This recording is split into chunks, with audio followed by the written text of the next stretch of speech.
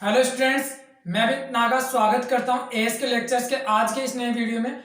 आज की इस क्लास में हम आधुनिक आवर्त सारणी के बारे में पढ़ने वाले हैं। आधुनिक आवर्त सारणी की खोज किसने करी है, आवर्त सारणी किसने बनाई है और कब बनाई थी और इसको किस प्रकार से बनाया गया है उसके बारे में आज हम देखने वाले हैं। इस वीडियो को आप अंत तक देखिए। अंत तक देखने पर आपको इस पीरियोडिक टेबल से हजारों क्वेश्चन आपके क्लियर हो जाएंगे, इसकी मैं उम्मीद करता हूं।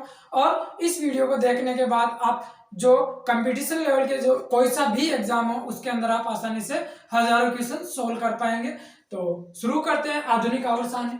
आधुनिक आवर्त सारणी का मतलब क्या है? Modern periodic table. सबसे पहले तो हम ये देखेंगे कि इसको बनाया किसने था। मॉडर्न पीरियोडिक टेबल को बनाया किसने था? वैसे तो आवर्त सारणी की खोज मेंडलीव द्वारा कर दी गई थी इससे पहले हम उसकी चर्चा कर चुके इसके पहले वाले वीडियो में। अब हम बात कर रहे हैं मॉडर्न पीरियोडिक टेबल की। तो आधुनिक आवर्त सारणी की जो खोज है वो करी थी हेनरी मोजले ने। किसने करी थी? हेनरी मोजले।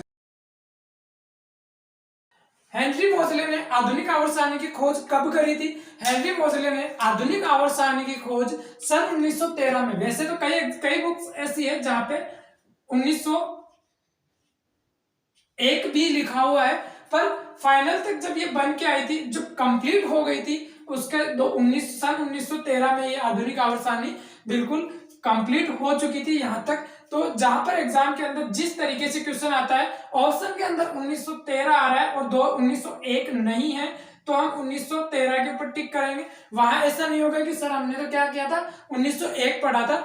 एनसीईआरटी के अंदर कौन सी डेट लिखी हुई है? 1913 में, जब तक ये बन के कंप्लीट हुई थी एनसीईआरटी में ये लिखा हुआ है। पर कई बुक्स ऐसी है जहां पर क्या लिखा हुआ है? सन 1901 के अंदर मॉडल पीरियोडिक टेबल प्रकाशित कर दी गई थी। ठीक है, फिर उसके अंदर कुछ चेंजेस हुए थे, उसके बाद इसको कंप्लीट कब कर दिया गया था? 1913 में। किसने बनाया था? हेनरी मोजले ने। क्या बनाई थी? Model periodic table. Modern periodic table किसने बनाई? हेनरी मोजले ने। ठीक है, इसके बाद हम देखेंगे कि आवर्त सारणी बनी हुई कैसी है, आधुनिक आवर्त सारणी को किस प्रकार से बनाया गया है। जो हेनरी मोजले ने है सभी तत्वों को किस प्रकार से रखा था आवर्त सारणी के अंदर, इससे पहले हम देखते आ रहे मेंडलीव की आवर्त सारणी थी उसके अंदर सभी तत्वों को किस क्रम में रखा हुआ था? बढ़ते हुए द्रव्यमान। जिसका जिस प्रकार से देखो यहां से जिस तरीके से द्रव्यमान बढ़ता जा रहा है उस प्रकार से इनको तत्वों को रखा गया था। पर इस तरीके जो आधुनिक आवर्त सारणी है इसमें ऐसा नहीं किया गया है। इसमें किस प्रकार से किया गया है? देखो, आवर्त सारणी के अंदर आधुनिक आवर्त सारणी में तत्वों को उनके बढ़ते हुए परमाणु क्रमांक के अनुसार रखा गया है। देखते हैं आधुनिक आवर्त सारणी का क्वेश्चन पूछते हैं कि आधुनिक आवर्त सारणी का नियम क्या है। तो नियम क्या होगा? इसका नियम हो गया तत्वों को उनके बढ़ते हुए परमाणु क्रमांक के अनुसार रखा गया है।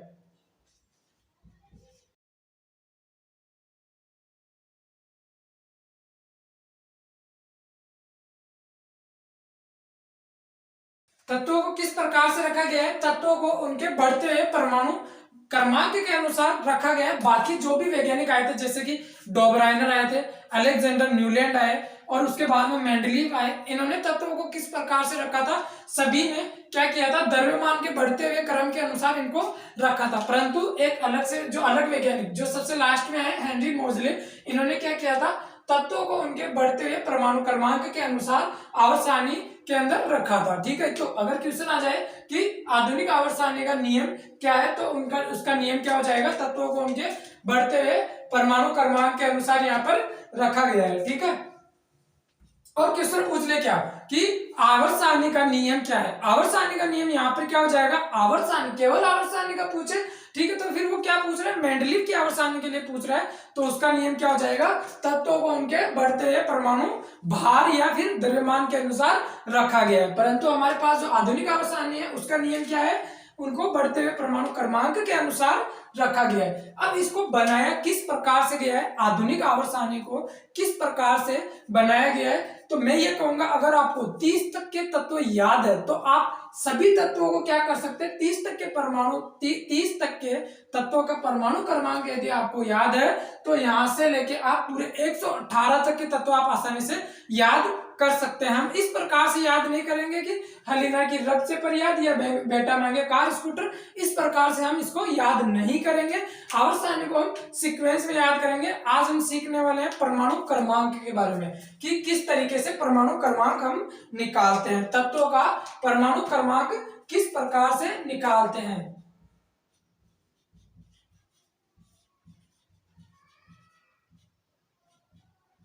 हम आपको इस तरीके से रटना नहीं सिखाएंगे कि बेटा मांगे कार स्कूटर या फिर साइंस टीचर विनीता कुमारी मन को फेंको ने क्यों जलाते हो, इस प्रकार से आज हम आवर्त सारणी नहीं पढ़ने वाले। आज हम आवर्त सारणी को एक बिल्कुल नए नजरिए से पढ़ेंगे और इस वीडियो को देखने के बाद आपके हजारों क्वेश्चन खुद से सोल्व हो जाएंगे। आप खुद सोचोगे कि हमारे 1000 से ज्यादा क्वेश्चन हम कोई सा भी कंपटीशन एग्जाम हो उसके अंदर आप सोल्व कर पाएंगे इस वीडियो को देखने के बाद। तो वीडियो को लास्ट तक जरूर देखें।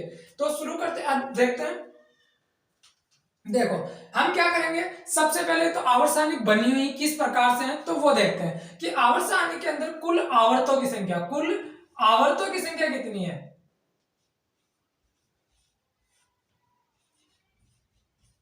किस प्रकार से आवर्त सारणी को बनाया गया है, आवर्त सारणी के अंदर आवर्त कितने हैं, वर्ग कितने हैं। इससे पहले हम आवर्त सारणी की बात कर रहे थे, अब कर रहे हैं आधुनिक आवर्त सारणी की। आवर्त सारणी के अंदर तो कुल कितने वर्ग थे, टोटल वर्ग थे 9 और आवर्त कितने थे 6। आवर्त सारणी के अंदर आवर्त थे 6 और वर्गों की संख्या कितनी थी 9। पर यहाँ पर मॉडल पीरियोडिक टेबल के अंदर कुछ तत्व नए ऐड हुए हैं और हमारे पास में जो कि सामने लिखे हैं। पर जब आवर्त सारणी बनी थी उस टाइम पे अकेले गए थे और कुछ तत्व ऐसे थे जो कि खोजे नहीं गए थे, इसकी वजह से उसके अंदर कितने आवर्तों के अंदर उसको रखा गया था। परंतु अब हमारे पास में टोटल आवर्तों की संख्या कितनी है, आवर्तों की संख्या है 7 और वर्गों की संख्या कितनी है हमारे पास में टोटल 18। तो पूछा जाता है कि आधुनिक आवर्त सारणी के अंदर कुल आवर्तों की संख्या और वर्गों की संख्या कितनी है। इस प्रकार से आप यहां से एक क्वेश्चन क्या हो गया, आवर्तों की संख्या क्या है 7 और वर्गों की संख्या कितनी है 18। ठीक है, और देखते हैं किस प्रकार से आवर्त किसे कहते हैं और वर्ग किसे कहते हैं। देखो जो हमारे पास में जो आडी लाइनें हैं, जो हमारे पास में जो आडी लाइनें यानी कि जो 36 लाइनें हैं, इन्हें हम क्या कहते हैं पीरियड, मतलब क्या कहेंगे इनको पीरियड कहेंगे, यानी कि क्या हो गया ये आवर्त। आवर्तों की संख्या कितनी है हमारे पास में 8, सॉरी टोटल कितनी है आवर्तों की संख्या 7। तो ये देखते हैं 1 2 3 4 5 6 और ये 7। ये जो 7 जो आडी लाइनें हैं इन्हें हमने क्या क्या नाम दिया है आवर्त। आवर्त के अंदर पहले जैसे पहला जो आवर्त है इसके अंदर कितने तत्व रखे गए हैं 2 तत्व है। दूसरे आवर्त में कितने तत्व रखे गए हैं 2 इधर रखे हैं, बाकी के 6 इधर रखे हुए हैं। तो टोटल कितने तत्व रखे हुए हैं 8 तत्व है। तो इस प्रकार से हमने क्या किया है आवर्तों की जो आडी लाइनें हैं ये तो क्या हो गई आवर्त, और जो खड़ी लाइनें हैं हमारे पास में जो ऊर्ध्वाधर जो लाइनें हैं इन्हें हम क्या कहेंगे, ये क्या है वर्ग। क्या हो गई वर्गों की संख्या। तो वर्गों की संख्या हमारे पास कितनी है, वर्गों की संख्या हमारे पास टोटल 18 है। तो देखते हैं किस प्रकार से 1 2 3 4 5 6 7 8 9 10 11 12 13 14 और 15 16 17 और ये 18। टोटल आवर्तों की संख्या कितनी हो गई हमारे पास में 18 आवर्तों की संख्या हो गई। अब हम तो यहां पर हमने क्या देख लिया, आवर्तों की संख्या देख ली, वर्गों की संख्या देख ली। अब हम क्या देखेंगे कि इनके अंदर इन आवर्तों के अंदर और वर्गों के अंदर किस प्रकार से तत्वों को रखा गया है, किस प्रकार से तत्वों को रखा गया है। तो देखते हैं। तो जो पहले दो आवर्त है, जो पहले दो आवर्त है इनको क्या नाम दिया गया है, यहां से इनको नाम दिया गया है एस ब्लॉक। क्या नाम दिया गया है एस ब्लॉक। इन दो आवर्तों को सॉरी इन दो वर्गों को ग्रुप नंबर 1 और ग्रुप नंबर 2 को क्या नाम दिया गया है एस ब्लॉक। और इसके बाद जो ग्रुप नंबर 3 से लेकर ग्रुप नंबर 12 तक आते हैं इनको क्या नाम दिया गया है डी ब्लॉक।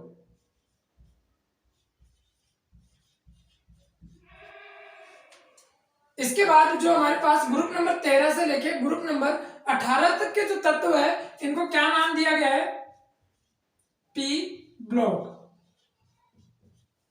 ठीक है, यहाँ तक इनको हमने देख लिया कि इसको मतलब ग्रुप नंबर 1 और 2 को क्या नाम दे दिया, एस ब्लॉक, फिर डी ब्लॉक, फिर पी ब्लॉक, और एक और ब्लॉक होता है एफ ब्लॉक, जो कि मैंने यहाँ पे इसको दिखाया नहीं गया है, मैंने दिखाया नहीं है क्योंकि जो एफ ब्लॉक के जो तत्व है, जैसे कि हमारे पास एफ ब्लॉक का ये है लेंथेनम और एक्टिनम, इसके बाद में जो आने वाले जो तत्व है इनको एफ ब्लॉक के अंदर रखा है, जो कि मैंने यहाँ पे नहीं बनाया, जगह कम थी, उसके लिए हम अलग से एक वीडियो अपलोड कर देंगे। इसके बाद देखते हैं कि जो है हमने क्या देख लिया यहाँ पे, एस ब्लॉक, डी ब्लॉक और पी ब्लॉक। ठीक है, यहाँ पे नाम लिख देता हूं केवल एफ ब्लॉक, एफ ब्लॉक।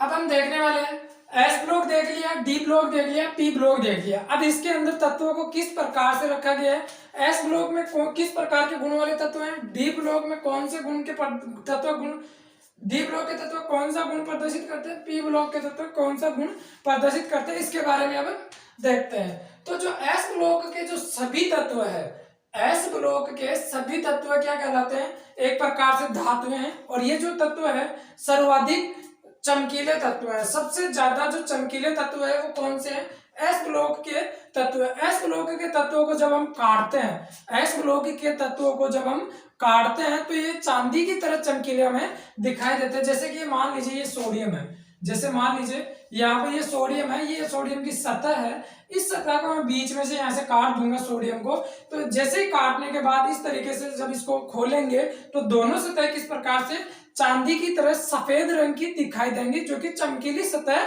होगी। ठीक है, इसको मैं यहाँ से वापस हटा देता हूँ। ठीक है, इसके बाद देखते हैं, हमने देखो सबसे पहले क्या देखा कि एस ब्लॉक के सभी तत्व क्या है, चांदी की तरह चमकीले हैं, और इन तत्वों को क्या है, ये इलेक्ट्रोपॉजिटिव चार्ज वाले तत्व है।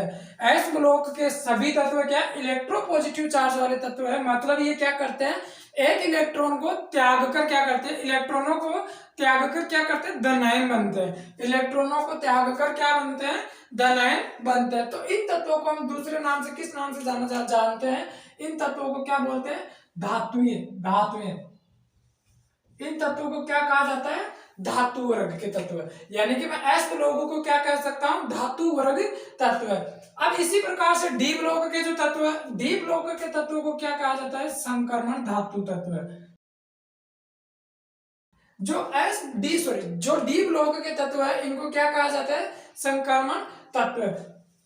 अब यहाँ पर हमारे पास में जो रेड कलर से जो मैंने यहाँ पे लिख रखा है, रेड कलर से जो मैंने यहाँ पे लिख रखा है, इनको क्या कहते हैं, ये उपधातु हैं। ये क्या है, उपधातु है, न तो धातु है न ही अधातु है, दोनों की तरह व्यवहार करते हैं, धातु एवं अधातु दोनों की तरह व्यवहार करते हैं, तो इन्हें क्या नाम दिया गया है, उपधातु। ये जो रेड कलर से हमें जो दिखाई दे रही है, एक मतलब boron, aluminium, silicon, germanium, arsenic, antimony, tellurium और पोलोनियम, ये जो तत्व है ये सारे के सारे तत्व किस प्रकार के हैं, उपधातु। न तो धातु है न ही अधातु है, और ये यहां से हम इस पी ब्लॉक के तत्वों को किस नाम से जानते हैं, अधातु तत्व। अब जो अधातु तत्व हमने देख लिया, यहाँ से जो पी ब्लॉक के तत्व है इनको क्या नाम से जान रहे हैं, अधातु तत्व है। अब हम बात करें कि एफ ब्लॉक के तत्व है इनको क्या कहते हैं, आंतरिक संक्रमण तत्व। एफ ब्लॉक के तत्वों को क्या कहा जाता है, आंतरिक संक्रमण तत्व।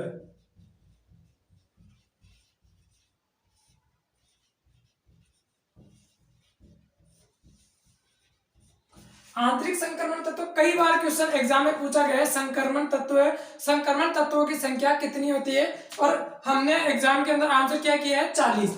क्वेश्चन आया हुआ है क्या कि संक्रमण तत्वों की कुल संख्या कितनी होती है, 40 होती है। जैसे कि हमारे पास हम यहाँ से 3 से ग्रुप से स्टार्ट करेंगे और 12 तक हमारे पास में क्या है, संक्रमण तत्व है। तो टोटल कितने हो गए, 4 लाइन है टोटल, 4 आवर्त है, चारों आवर्तों के अंदर एक आवर्त के अंदर 10 तत्व है, चारों आवर्तों के अंदर टोटल 40 तत्व हो गए। अब कई बार इस तरीके से क्वेश्चन पूछा जा सकता है, आंतरिक संक्रमण तत्वों की संख्या कितनी है, तो यहां से भी आप ध्यान में रखेंगे, एक वर्ग के अंदर 14, 14 प्लस 14 टोटल कितनी हो जाएंगी, 28 क्या हो जाएगी, आंतरिक संक्रमण तत्वों की संख्या। इसका आंसर ये हो जाएगा 28 आ जाएगी। ठीक है, तो हम ऐसा ना सोचे कि ना वो क्या पूछ रहा है, संक्रमण तत्व, गलती से छप गया आंतरिक संक्रमण तत्व, तो ऐसा बिल्कुल नहीं है। जो एफ ब्लॉक के तत्व है इन्हें क्या कहा जाता है, आंतरिक संक्रमण तत्व। टोटल संख्या कितनी होगी, 28, और संक्रमण तत्वों की संख्या 40। इस प्रकार से हमारे पास में देखो, यहां से हम क्या करते हैं, एस ब्लॉक से यहां से चलेंगे, यहां से इधर चलेंगे तो क्या होगा, धातुओं की संख्या क्या होती जाएगी, बढ़ती हुई जाती, कम होती जाती है, धात्विक गुण क्या होता जाता है, कम होता जाता है। और वो कहां तक जाता है, देखो यहां तक जर्मेनियम तक, सॉरी गैलियम तक हमारे पास में क्या है, धातु है। इसके बाद में ये जो जर्मेनियम है, ठीक है, जर्मेनियम आर्सेनिक, सॉरी ये जो गैलियम है, गैलियम और जो आर्सेनिक है, ये क्या होगी, न तो धातु है न ही अधातु है। धातु और अधातु के दोनों के बीच में आने की वजह से ये कभी कभार तो धात्विक गुण प्रदर्शित करती है, कभी कभार क्या करती है, अधात्विक गुण प्रदर्शित करती है। तो इनको एक नया नाम दिया गया था, क्या नाम दिया गया है हमारे पास में, उप धातु वर्ग। इनको क्या कहा गया है, उप धातुएं कहा गया है। इनकी संख्या कितनी है, क्वेश्चन पूछा गया है, उप धातुओं की संख्या कितनी है, तो हमारे पास उप धातुओं की संख्या कितनी है, 8 है। 1 2 3 4 5 6 7 8। पहले हमारे पास में 7 ही थी, क्योंकि जब तक अपडेटेड नहीं था, परंतु अब जो हम पढ़ रहे हैं अपडेटेड पढ़ रहे हैं, तो अपडेटेड के अंदर जो हमारे पास क्या है, पोलोनियम को भी धातु के अंदर ऐड कर लिया गया है। पहले यहां तक थी, अब पोलोनियम भी क्या है, एक प्रकार से उपधातु है। तो इन तत्वों को क्या नाम दिया गया है, उपधातु। संख्या पूछेगा तो कितनी आ जाएगी, 8। उपधातुओं की संख्या कितनी हो जाएगी, 8। हमारे पास कितने क्वेश्चन सॉल्व हो गए हमने। अब देखेंगे नया कि हम इस आवर्त सारणी को हमने देख लिया कि किस प्रकार से बनाया हुआ है।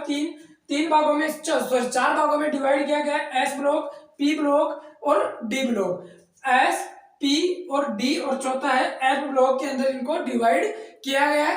अब इनके अंदर तत्वों को किस प्रकार से रखा गया है वो देखते हैं। जब हम इलेक्ट्रॉनिक विन्यास भरते हैं, उनका जो अंतिम इलेक्ट्रॉन भरा जाता है वो कौन सी कक्षा के अंदर भरा जाता है, उस हिसाब से हमने क्या किया, तत्वों को रखा है।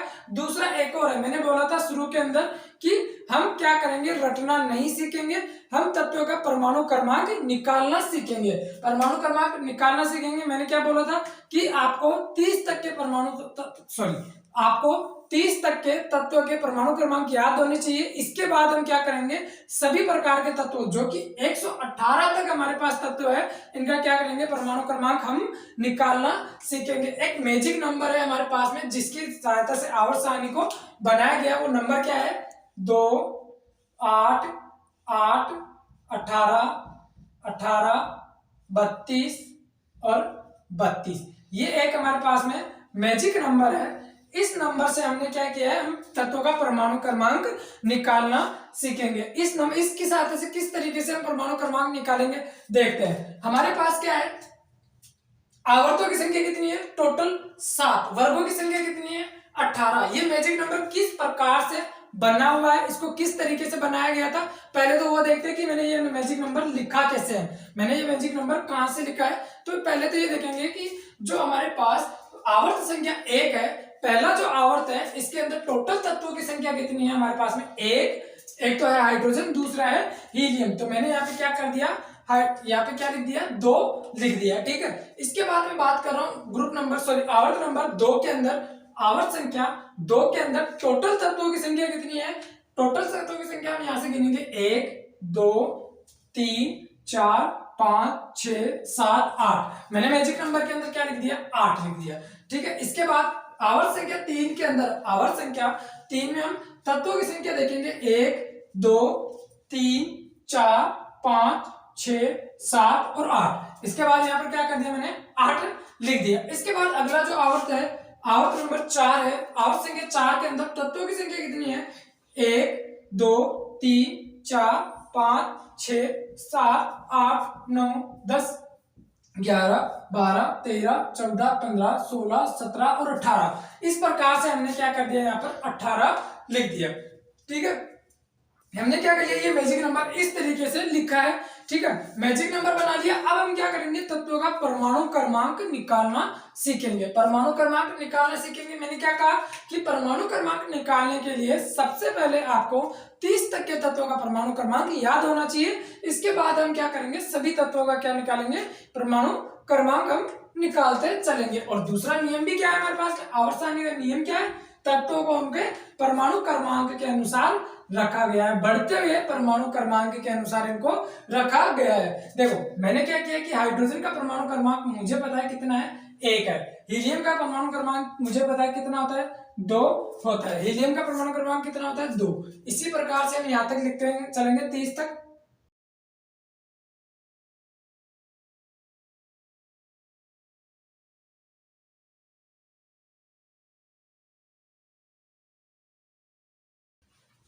ठीक है, हमने क्या कर लिया, 30 तक के तत्वों का परमाणु क्रमांक हमने यहाँ से लिख लिया। अब इस मैजिक नंबर की सहायता से हम क्या करेंगे, तत्वों का परमाणु क्रमांक निकालना देखेंगे।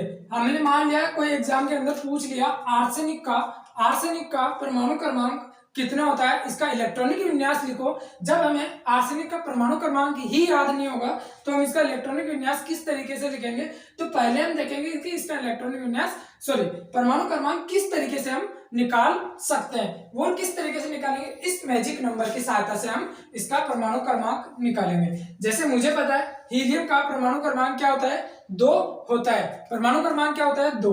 अब मुझे किसका निकालना है, नियोन का परमाणु क्रमांक निकालना है। तो मैं नियोन के अंदर क्या कर दूंगा, मेरा जो अगला नंबर है, अगला नंबर 8 है। क्या है, 8 नंबर।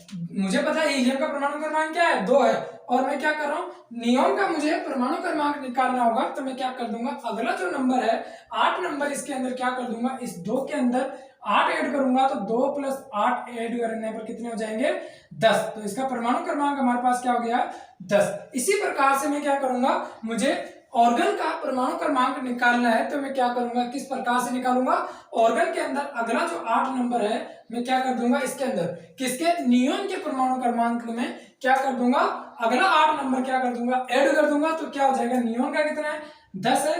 तो 10 के अंदर मैंने कितने ऐड कर दिए, 8 ऐड कर दिए। तो कितने हो जाएंगे, 10 और 8 कितने हो गए, 18। इसके बाद मुझे क्रिप्टॉन का क्या निकालना है, परमाणु क्रमांक निकालना है। तो किस प्रकार से मैं क्रिप्टॉन का परमाणु क्रमांक निकालूंगा, अगला परमाणु नंबर कितना है, हमारा मैजिक नंबर कितना है, 18 है। तो मैं क्या कर दूंगा, इस 18 के अंदर मैं ये वाला 18 ऐड कर देता हूं। तो मुझे क्रिप्टॉन का क्या निकल के आ जाएगा, परमाणु क्रमांक। तो 18 + 18 कितने हो जाएंगे, 36। 36 नंबर हो जाएंगे। इसका क्रिप्टॉन का परमाणु क्रमांक कितना हो गया, 36। इसी प्रकार से मुझे जीनोन का क्या निकालना है, परमाणु क्रमांक निकालना हो।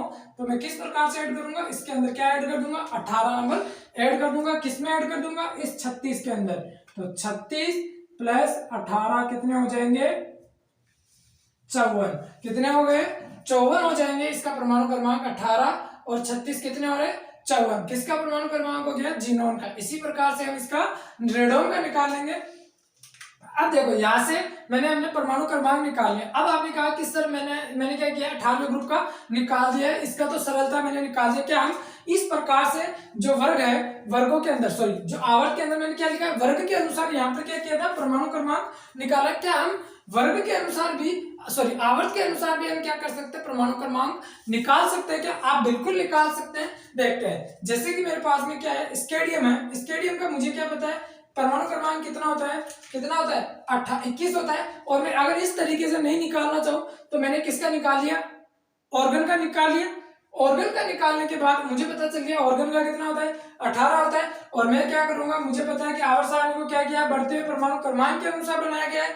तो मुझे 18, 19 और 20 बिल्कुल 18, 19, 20 और 21 नंबर पे इसका क्या हो गया, परमाणु क्रमांक। इस तरीके से भी मैं निकाल सकता हूं। और इस तरीके से नहीं निकालना है, मैजिक नंबर से निकालना, तो बिल्कुल आप निकाल सकते हैं। किस तरीके से निकालोगे, देखो मुझे किसका पता होना चाहिए इसका निकालने के लिए, इसके ऊपर वाले का पता होना चाहिए। किसका पता होना चाहिए, इसके ऊपर वाले का। इसके ऊपर कोई भी, स्टेडियम के ऊपर कोई भी तत्व नहीं है। तो मैं क्या करूंगा, मैग्नीशियम का निकालूंगा। किसका निकालूंगा, मैग्नीशियम का निकालूंगा। फिर इसके अंदर मैग्नीशियम का निकालने के बाद मुझे कैल्शियम का निकालना होगा। कैल्शियम में 1 ऐड कर दूंगा, अगला ही तो है स्केडियम। कैल्शियम के बाद में स्केडियम आता है, तो उसके अंदर 1 ऐड कर दूंगा। क्या हो जाएगा, इसका निकल के आ जाएगा। तो किसका कैसे निकालूं, मुझे पता है बेरिलियम का कितना होता है, परमाणु क्रमांक 4 होता है। मैं इस 4 के अंदर कितने ऐड कर दूं कि मेरे पास में इसका परमाणु क्रमांक आ जाए, इसका परमाणु क्रमांक आ जाए। मैं 4 के अंदर कितने ऐड करूंगा, 8 नंबर कितना ऐड कर रहा हूं, 8। तो 4 + 8 में ऐड कर दूंगा तो कितना हो जाएगा परमाणु क्रमांक इसका, 12। मुझे इसका निकालना होगा कैल्शियम का। तो मैं इस 12 के अंदर कितना ऐड कर देता हूँ, अगला नंबर ये वाला ऐड कर देता हूँ, 8। तो कितना हो जाएगा, 20। अब मैं 20 के अंदर मुझे पता है स्केडियम कहाँ पे आ रहा है, कैल्शियम के जस्ट बाद में आ रहा है। तो मैं क्या करूंगा, 1 इसके अंदर क्या कर दूंगा, 20 + 1 करूंगा। तो किसका परमाणु क्रमांक आ जाएगा मेरे पास में, स्केडियम का।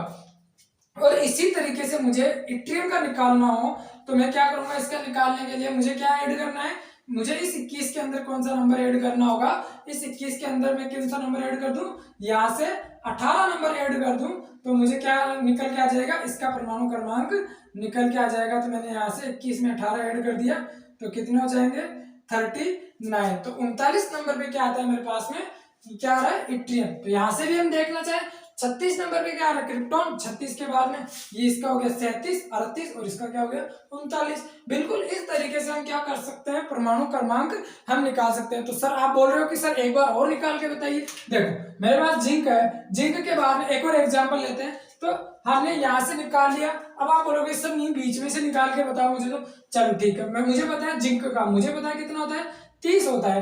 तो मैं इस 30 के अंदर कौन सा नंबर ऐड करूं कि मुझे इसके अंदर कैडमियम का परमाणु क्रमांक निकल के आ जाए। तो क्या करेंगे हम इस 30 के अंदर ये वाला नंबर ऐड कर देंगे तो क्या हो जाएगा, इसका परमाणु क्रमांक हमारे पास में निकल के आ जाएगा। तो 30 प्लस कितने हो जाएंगे 18, 30 प्लस 18 कितने हो गए 48। 48 नंबर पे हमारे पास में क्या आ रहा है कैडमियम, क्या आ रहा है कैडमियम। क्योंकि मुझे पता है टिन का नंबर अगर पूछ ले तो टिन का नंबर मैं कैसे करूंगा 48 प्लस 2, 48 प्लस 2 कर दूंगा तो कितने हो जाएंगे 50। 48 प्लस मैंने 2 कर दिए तो कितना हो गया इसका एसएन का यानी कि टिन का परमाणु क्रमांक निकल के आ गया। अगला पूछ ले नहीं सर आप मरकरी का निकाल के बताओ। मरकरी का निकालने के लिए मैं क्या करूंगा ऐड करूंगा। तो इसके अंदर मैं जब 48 के अंदर दूंगा तो इस मरकरी का भी क्या हो जाएगा परमाणु क्रमांक निकल के आ जाएगा। और अगर इस प्रकार से हमने क्या कर लिया परमाणु क्रमांक देख लिया। तत्वों को किस प्रकार से रखा गया था, इस तरीके से तत्वों को परमाणु क्रमांक के अनुसार आधुनिक आवर्त सारणी के अंदर रखा गया है। अब एक और चीज देखते हैं, क्या देखते हैं कि मैंने क्या किया कि इस लिथियम को मैंने आवर्त संख्या 2 में ही क्यों रखा था। आवर्त संख्या 2 में ही क्यों रखा है लिथियम को, इसका पता चलता है हमें इलेक्ट्रॉनिक विन्यास की सहायता से।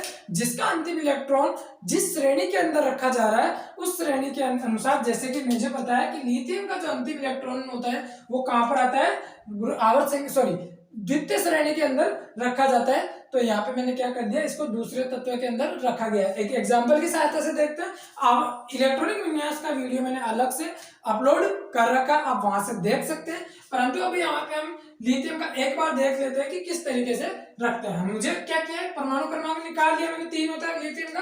तो इसका इलेक्ट्रॉनिक विन्यास क्या हो जाएगा 1s2 2s1 क्या हो गया 2s1। मैंने क्या किया कि देखो यहाँ पर क्या आ रहा है 1s1 आ रहा है।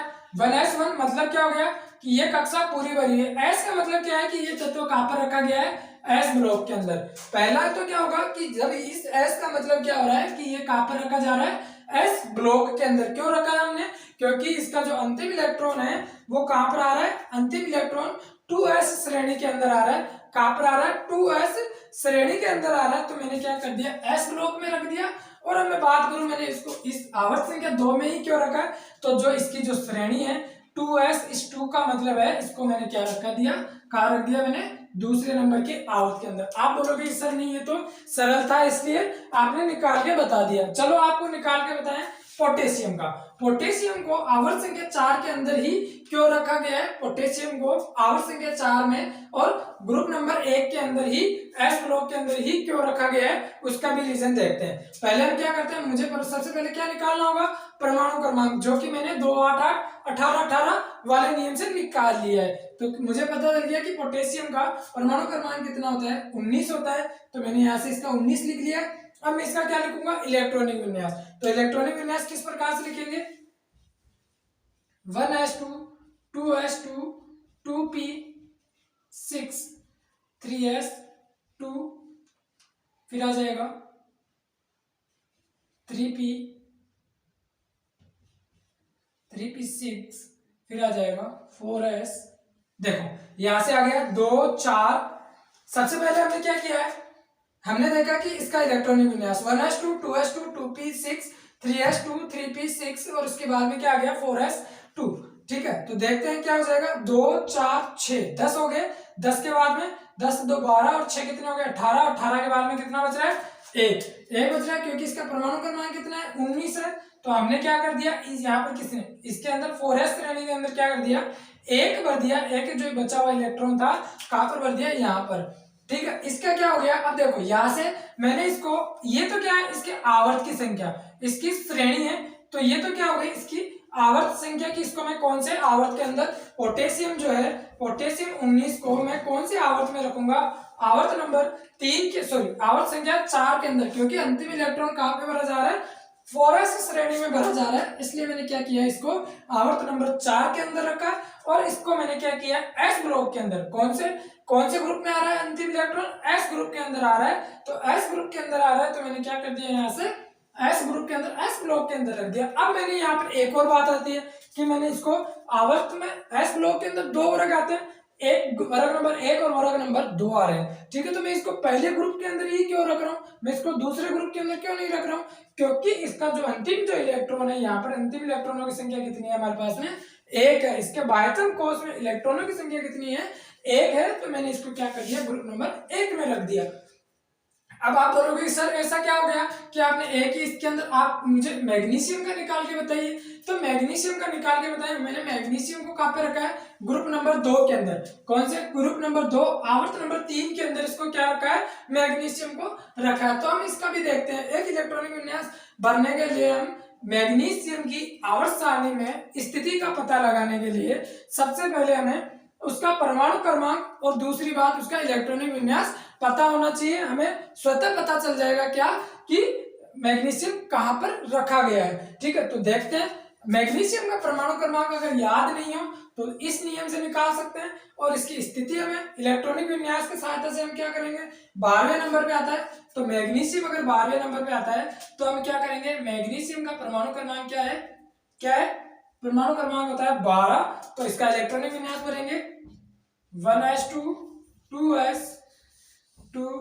2p6, फिर क्या आ गया 3s2, क्योंकि 12 होते हैं तो 2 इलेक्ट्रॉन मैंने s में भर दिए, 2s के अंदर 2 भर दिए, p में 6 भर दिए, कितने हो गए 10, 10 और 2 12, टोटल इलेक्ट्रॉनों की संख्या कितनी होगी 12 होगी 12 के अंदर।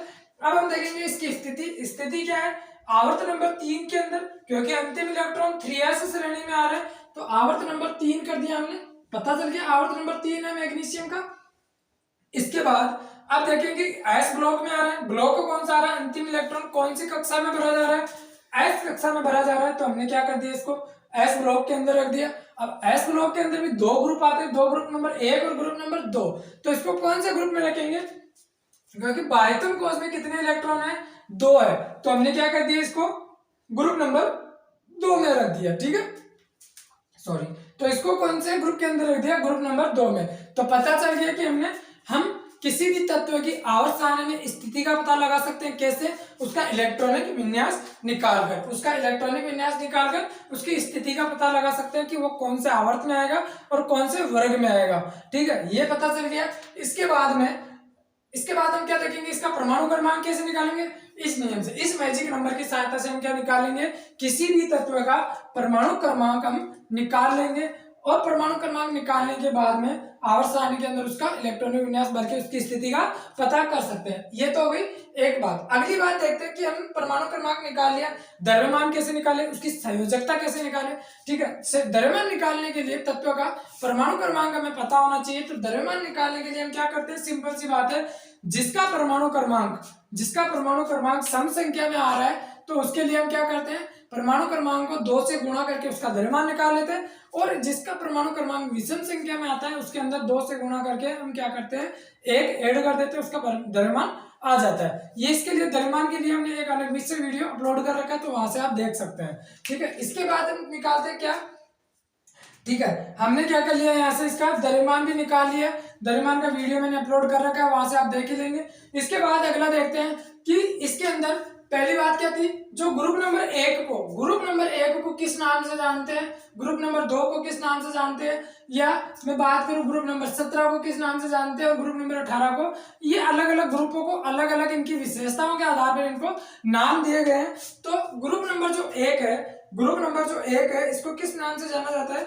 इसका मैं यहां से लिख देता हूं, क्षारीय धातु वर्ग।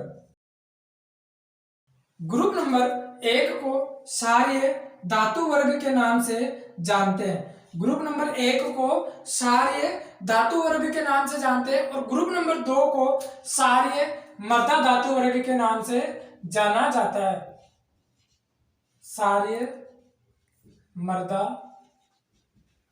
धातु वर्ग, क्षारीय मृदा धातु वर्ग के नाम से कौन से ग्रुप को जाना जाता है? ग्रुप नंबर 2 को। या मैं कह सकता हूं कि ग्रुप नंबर 1 और ग्रुप नंबर 2 कौन सी प्रकृति के हैं? क्षारीय प्रकृति के ग्रुप है, और इनके अंदर कौन से तत्व रखे गए? सभी के सभी क्या है? धातु है। तो इसलिए मैंने क्या लिख दिया यहाँ पे? क्षारीय धातु वर्ग। अब यहाँ से क्या देखेंगे? इनकी संयोजकता। संयोजकता देखते हैं तो ग्रुप नंबर 1 के सभी सदस्यों की संयोजकता कितनी होगी? प्लस की 1, क्योंकि ये धातु है और धातु क्या करती है? इलेक्ट्रॉनों को त्याग कर क्या करती है? धनायन बनती है। मैंने वीडियो के शुरुआत में ही बोला था कि ग्रुप नंबर 1 के सभी सदस्य क्या है? सॉरी, एस ब्लॉक के सभी सदस्य क्या है? इलेक्ट्रोपॉजिटिव चार्जेस वाले क्या है? इलेक्ट्रोपॉजिटिव क्या है? गुण दर्शाने वाले तत्व है। इलेक्ट्रोपॉजिटिव का मतलब हो गया कि ये क्या करते हैं? इलेक्ट्रॉनों को त्याग कर क्या करते हैं? धनायन बनते हैं। और ग्रुप नंबर 2 की संयोजकता क्या है? 2 प्लस की 2। यहां से आप आसानी से याद कर पाएंगे इनकी संयोजकता ग्रुप नंबर 1 की, क्योंकि ये 1 इलेक्ट्रॉन त्यागते हैं तो ये प्लस 1 हो गया, ये 2 इलेक्ट्रॉनों को त्यागती है तो प्लस 2। यहां से देख सकते हैं कि हमने यहाँ पर किसका इलेक्ट्रॉनिक विन्यास भरा था? अभी मैग्नीशियम का भरा है। अंतिम कक्षा के अंदर 2 इलेक्ट्रॉन थे एस श्रेणी के अंदर, दोनों को त्याग कर क्या कर देते हैं? प्लस की 2 मैग्नीशियम संयोजकता प्रदर्शित करता है। और ये क्या है? क्या करते हैं? सभी के सभी सदस्य क्या है? प्लस 2 संयोजकता वाले हैं। इसी प्रकार से ये जो गुण थे, क्योंकि अष्टक के नियम के अनुसार क्या कहा था? अष्टक के नियम के अनुसार अलेक्जेंडर न्यूलैंड ने कहा था कि एक ग्रुप के अंदर आने वाले सदस्य क्या करते हैं? समान गुण प्रदर्शित करते हैं। तो इनके अंदर एक समान गुण क्या हो गया? ये सभी के सभी क्या है? चांदी की तरह चमकीले दिखाई देते हैं। दूसरा गुण क्या हो गया? अगर इसकी संयोजकता 1 है तो इसकी भी संयोजकता 1 होगी। ये 1 इलेक्ट्रॉन त्यागेगा तो ये भी 1 इलेक्ट्रॉन त्यागेगा। इसके बाह्यतम कोश में 1 इलेक्ट्रॉन होगा हाइड्रोजन के में, तो लिथियम के बाह्यतम कोश में भी क्या होगा? 1 ही इलेक्ट्रॉन होगा। ये एक बंध बनाएगा तो ये भी एक ही बंध बनाएगा। ठीक है। इसके बाद में मैं बात करूं मैग्नीशियम की, तो मैग्नीशियम भी क्या करता है? ग्रुप नंबर मैग्नीशियम क्या करता है? 2 इलेक्ट्रॉन त्यागता है, तो इसके बाह्यतम कोश में 2 इलेक्ट्रॉन। अंतिम इलेक्ट्रॉन कहां पर आ रहा है? एस ब्लॉक में, तो इसका भी अंतिम इलेक्ट्रॉन एस ब्लॉक में आएगा। इसके 2 इलेक्ट्रॉन त्यागने की कैपेसिटी है, कैल्शियम भी प्लस 2 ही इलेक्ट्रॉन त्यागेगा। तो इस प्रकार से सभी गुण क्या है? सभी तत्व क्या करते हैं? समान गुण प्रदर्शित करते हैं। हमने देख लिया इनकी संयोजकता। अब बात करते हैं ग्रुप नंबर 3 की संयोजकता क्या होगी? प्लस की 3। क्या होगी? प्लस की 3। इसके बाद प्लस 4 प्लस 5 प्लस 6 और प्लस 7। ठीक है। यहाँ पर हमारे पास में कभी कभार जो फेरस है ये भी प्लस 8 संयोजकता दर्शाता है, परंतु यहाँ इसके बाद में क्या होता है? तत्वों का इलेक्ट्रॉनों का युग्मन प्रारंभ हो जाता है, जिसके कारण इनके संयोजकता या ऑक्सीकरण संख्या में क्या होने लग जाती है? गिरावट आने लग जाती है। कई बार एग्जाम के अंदर पूछा गया क्वेश्चन है कि सर्वाधिक ऑक्सीकरण संख्या प्रदर्शित करने वाला तत्व है कौन सा है? वैसे तो हम क्या करते हैं? मैग्नीशियम को मान के चलते हैं प्लस की 7 प्रदर्शित करता है, पर कई बार ऐसा भी होता है कि प्लस 8 तक दर्शाता है। हमारे पास में एक तत्व है ओस्मियम नामक, एक ऐसा तत्व है जो कि प्लस 8 ऑक्सीकरण संख्या प्रदर्शित करता है। बहुत ही रेयर केस के अंदर करेगा ये, पर मान लीजिए ऑप्शन के अंदर ओस्मियम दिया हुआ हो, मैग्नीशियम नहीं दिया हुआ हो, वैसे तो आंसर क्या होता है? प्लस 7 क्या होती है? मैग्नीशियम। परंतु ऑप्शन के अंदर मैग्नीशियम ना हो तो फिर यहाँ पे वो पूछ रहा हो ओस्मियम के बारे में। ओस्मियम अगर ऑप्शन के अंदर है तो इसका आंसर आप ओस्मियम करेंगे। ठीक है। इसके बाद करूं ग्रुप नंबर 18 की। मैं बात कर रहा हूं ग्रुप नंबर 18 की। संयोजकता कितनी होती है? 0। संयोजकता क्या होती है? 0। इनको शून्य वर्ग के नाम से भी जाना जाता है। शून्य वर्ग। ग्रुप नंबर 18 को शून्य वर्ग या अक्रिय गैस वर्ग, अक्रिय गैस वर्ग के नाम से भी जानते हैं, या इन्हें क्या कह सकते हैं? हम नोबल गैसेस के नाम से भी जाना जाता है। नोबल गैसेस जो होती है, नोबल गैसों के नाम से भी इस ग्रुप को जाना जाता है। इसको 3 नाम से जानते हैं। शून्य वर्ग क्यों? क्योंकि इसकी संयोजकता क्या होती है? 0। बाह्यतम कोश में 0 इलेक्ट्रॉन, वैसे तो पूरा भरा हुआ होता है पर ये कोई भी इलेक्ट्रॉन त्यागता नहीं है। अपने स्थायी विन्यास के अंदर होने के कारण ये इलेक्ट्रॉनों को न तो त्यागता है न ग्रहण करता है। अक्रिय मतलब जो कि किसी के साथ में क्रिया नहीं करता है। ठीक है। इसके बाद में ग्रुप नंबर जो 17 है, इसकी संयोजकता क्या हो जाएगी?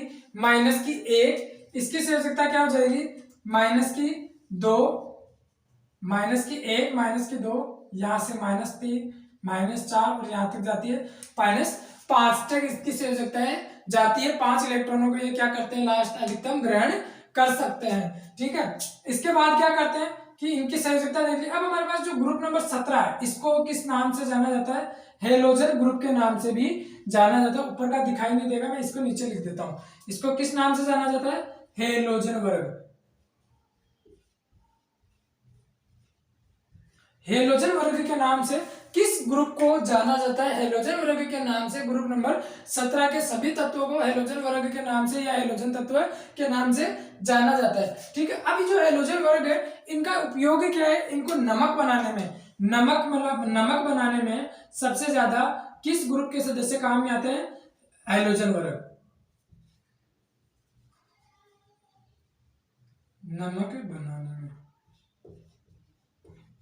नमक बनाने में किस ग्रुप के सदस्यों का इस्तेमाल किया जाता है, हेलोजन वर्ग के सदस्यों का इस्तेमाल नमक बनाने में किया जाता है। अब जैसे कि एक हमारे पास में रेडोन है, ये जो रेडोन तत्व है, रेडोन तत्व जब भी प्रकृति के अंदर भूकंप या प्राकृतिक आपदा, जैसे कि मान लीजिए रेडोन एक प्रकार से अकेले गैस है, भूकंप आ रहा है, ज्वालामुखी फट रहा है, ठीक है, उसका जो प्रतीक होता है रेडोन, रेडोन को ज्वालामुखी का प्रतीक कहा जाता है। रेडोन को ज्वालामुखी का प्रतीक या जो प्राकृतिक आपदा का जो प्रतीक है, रेडोन गैस को इसलिए कहा जाता है, जब भी प्रकृति के अंदर प्राकृतिक आपदा मतलब ज्वालामुखी फटने वाला हो या मान लीजिए ज्वाला भूकंप आने वाला हो, तो इस स्थिति के अंदर रेडोन गैस की मात्रा क्या हो जाती है, पर्यावरण में बढ़ने लग जाती है, जिससे हम उस जगह का पता लगा सकते हैं कि कहां पर भूकंप आने वाला है। तो इसको क्या भूकंप का प्रतीक भी कहा जाता है। भूकंप का प्रतीक के नाम से जाने वाली गैस का नाम है रेडोन गैस। ठीक है, अब हमारे पास में ये सभी गैसेस क्या है। अब एक क्वेश्चन और आता है कि बल्ब में भरी जाने वाली जो गैस है, जो बल्ब होता है, उस बल्ब के अंदर भरी जाने वाली जो गैस होती है वो कौन सी होती है, हमारे पास है जो ऑर्गन है, इस ऑर्गन गैस को कहां पे भरी जाती है, बल्ब के अंदर।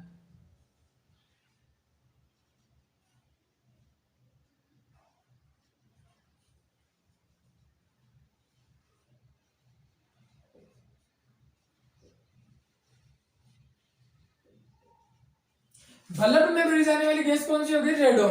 अब एक और आती है बल्ब के अंदर, बल्ब में भरी जाने वाली तो रेडोन सॉरी ऑर्गन हो गई। ठीक है, रेडोन क्या है, भूकंप का प्रतीक या प्राकृतिक आपदा का प्रतीक। अब हमारे पास जो गुब्बारे होते हैं, गुब्बारे में कौन सी गैस भरी जाती है, गुब्बारे के अंदर भरी जाने वाली जो गैस है वो है हीलियम। गुब्बारे में भरी जाने वाली गैस,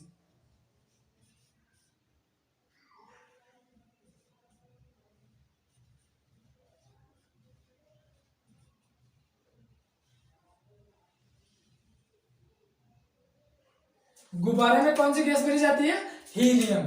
कौन सी गैस भरी जा रही है, हीलियम। और बल्ब में कौन सी गैस भरी जा रही है, ऑर्गन। अब बल्ब के अंदर एक जो वायर जो स्प्रिंग बनी हुई होती है वो कौन सी धातु की बनी हुई होती है, वो बनी हुई होती है टंगस्टन नामक एक ऐसी धातु है हमारे पास में, जिसका गलनांक सबसे ज्यादा होता है। लगभग कितना होता है, 3500 डिग्री केल्विन ताप पर हमारे पास में जो टंगस्टन है ये पिघलना प्रारंभ होता है। और टंगस्टन क्या है, बल्ब के अंदर जो स्प्रिंग होती है सर्वाधिक गलनांक वाली धातु।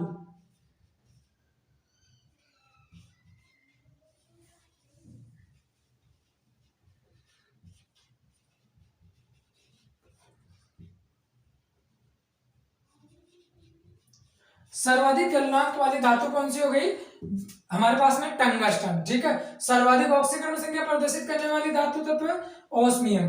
ठीक है, या रुथेनियम भी क्या करता है, +8 तक दर्शाता है, और एग्जाम के अंदर ज्यादातर इसको माना जाता है। ठीक है, यही आता है ऑप्शन के अंदर, पर कई बार ऐसा होता है कि एग्जामिनर हमारा आईक्यू लेवल चेक करने के लिए क्या करते हैं, क्वेश्चन को डिफिकल्ट बनाने के लिए क्या करते हैं, वो रुथेनियम और ओस्मियम में से कोई सा भी एक तत्व उसके अंदर डाल देते हैं। ठीक है, अब ऑप्शन के अंदर ये दोनों ही हो तो ये दोनों ही आंसर हो सकते हैं दोनों के ऊपर, पर ऐसा कभी नहीं होगा कि दोनों एक जैसी संयोजकता वाले डाल दे क्वेश्चन के अंदर, ऐसा नहीं आएगा। ठीक है, अब एक और आता है, ये ग्रुप नंबर जो 18 है, सॉरी ग्रुप नंबर जो 11 है, इसको किस नाम से जाना जाता है, सिक्का वर्ग धातु। सिक्का धातु वर्ग किस ग्रुप को जाना जाता है, तो वो ग्रुप कौन सा हो गया, ग्रुप नंबर 11।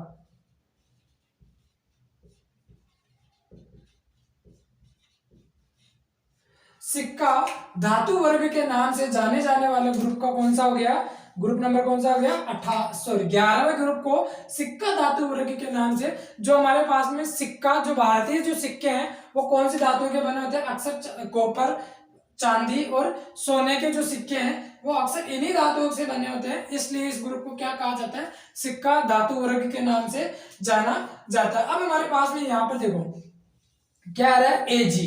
एजी का मतलब होता है यहाँ पर चांदी होता है। सर्वाधिक चालक धातु कौन सी होती है, सर्वाधिक चालक धातु जो है वो क्या है, चांदी को माना जाता है।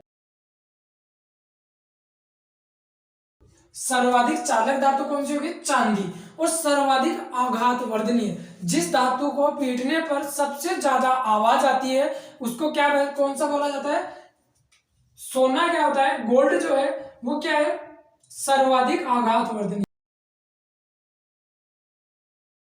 सर्वाधिक आघात वर्धनीय धातु कौन सी हो गई, सोना। और हमारे पास में 1 ग्राम सोने से 1 ग्राम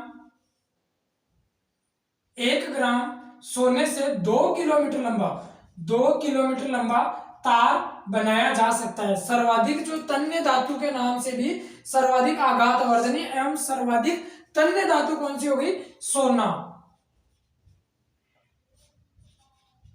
सर्वाधिक तन्य धातु भी कौन सी होती है, सोना। और 1 ग्राम सोने से कितना, 2 किलोमीटर लंबा तार बनाया जा सकता है। और 1 मिलीग्राम चांदी से 1 मिलीग्राम चांदी से कितना तार बनाया जा सकता है, 200 मीटर लंबा 200 मीटर लंबा तार बनाया जा सकता है। यह भी आघात वर्धनीय धातु है, चांदी भी।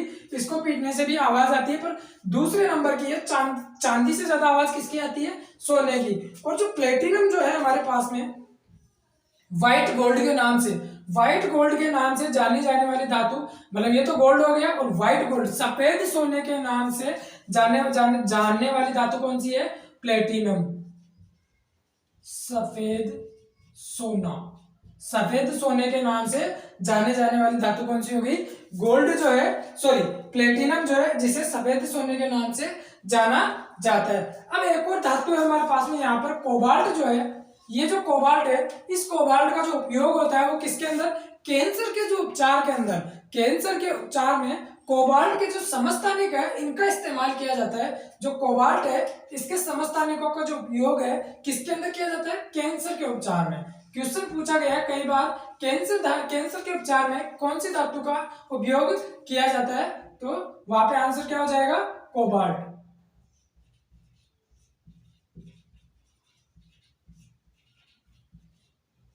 कैंसर के उपचार में काम में ली जाने वाली धातु कौन सी है, कोबाल्ट है। और कोबाल्ट के क्या है, समस्थानिकों का इस्तेमाल किया जाता है। ठीक है, इसके बाद में एक और क्वेश्चन आता है, यहां से क्वेश्चन आता है। क्वेश्चन क्या आता है, ये जो ब्रोमीन है, ब्रोमीन जो है, ब्रोमीन क्या है, द्रव अवस्था के अंदर पाई जाने वाली धातु।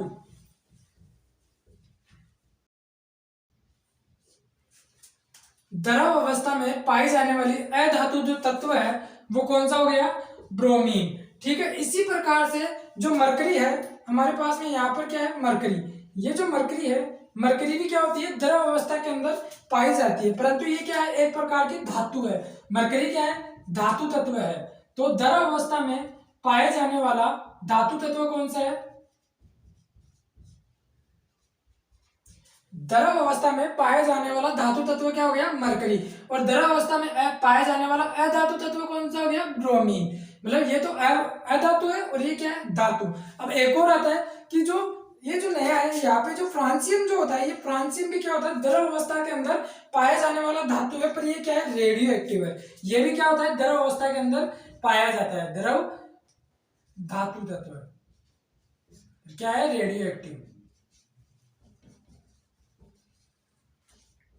रेडियो एक्टिव द्रव अवस्था में पाया जाने वाला धातु कौन सा हो गया, फ्रांसियम। द्रव अवस्था में पाया जाने वाला धातु हो गया मरकरी या पारा। ठीक है, इसके बाद में द्रव अवस्था में पाया जाने वाला अधातु तत्व है वो कौन सा हो गया, ब्रोमीन। ठीक है, अब जो होता है ये जो फ्लोरीन जो है,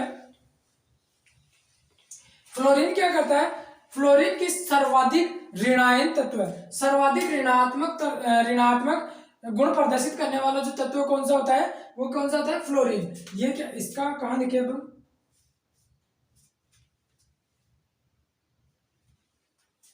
यहीं पे लिख देता हूं।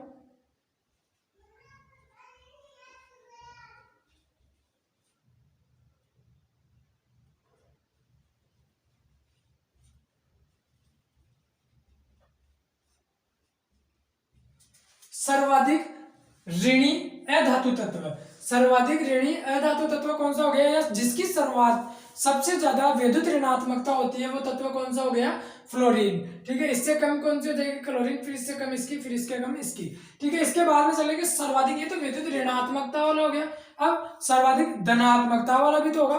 सर्वाधिक विद्युत धनात्मकता वाला जो तत्व है, जो सीजियम जो है, इसकी जो ये सीजियम क्या होता है, सर्वाधिक विद्युत धनात्मकता प्रदर्शित करता है। वैसे तो विद्युत धनात्मकता तो सारे पढ़ते हैं, इलेक्ट्रोपॉजिटिव है और ये इलेक्ट्रोनेगेटिव है। ये सारे के सारे क्या इलेक्ट्रोनेगेटिव, क्योंकि इनकी सबकी संयोजकता क्या है, ऋणात्मक, इनकी संयोजकता क्या है, धनात्मक है, तो ये क्या है, इलेक्ट्रोपॉजिटिव तत्व है। पर सबसे ज्यादा इलेक्ट्रोपॉजिटिव गुण कौन सा प्रदर्शित करता है, जो सीजियम जो होता है, ये क्या करता है, सर्वाधिक धनात्मकता प्रदर्शित, विद्युत धनात्मकता प्रदर्शित करता है।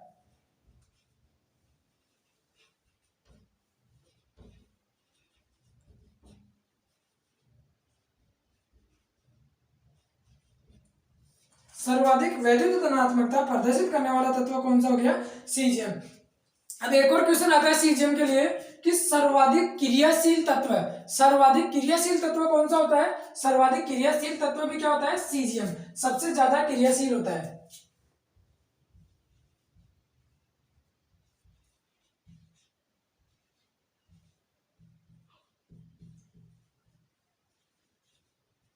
सर्वाधिक क्रियाशील तत्व कौन सा हो गया, सीजियम।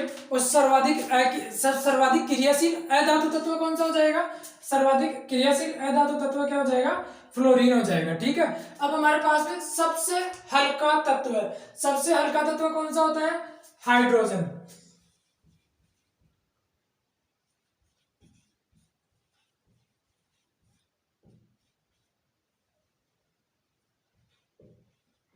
सबसे हल्का तत्व कौन सा होता है, हाइड्रोजन। क्या होता है, सबसे हल्का होता है। और सबसे हल्की धातु कौन सी होती है, सबसे हल्की धातु होती है लिथियम, सबसे हल्की, सबसे हल्की धातु क्या होती है, लिथियम। अब सबसे हल्की धातु है तो सबसे भारी धातु कौन सी होगी, सबसे भारी धातु होगी ओस्मियम। ओस्मियम क्या है, सबसे भारी धातु तत्व है। इसको मैं यहां से साफ कर देता हूं।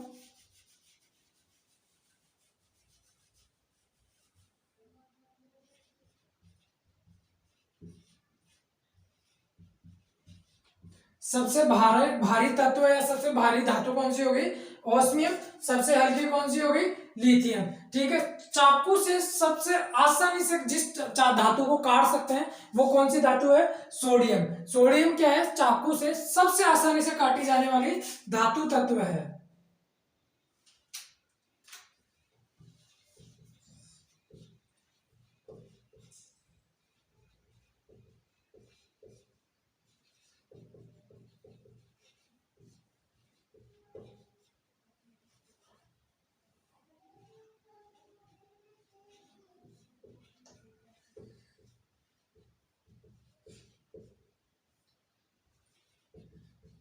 चाकू से सबसे आसानी से जिस धातु को काट सकते हैं वो क्या है, सोडियम।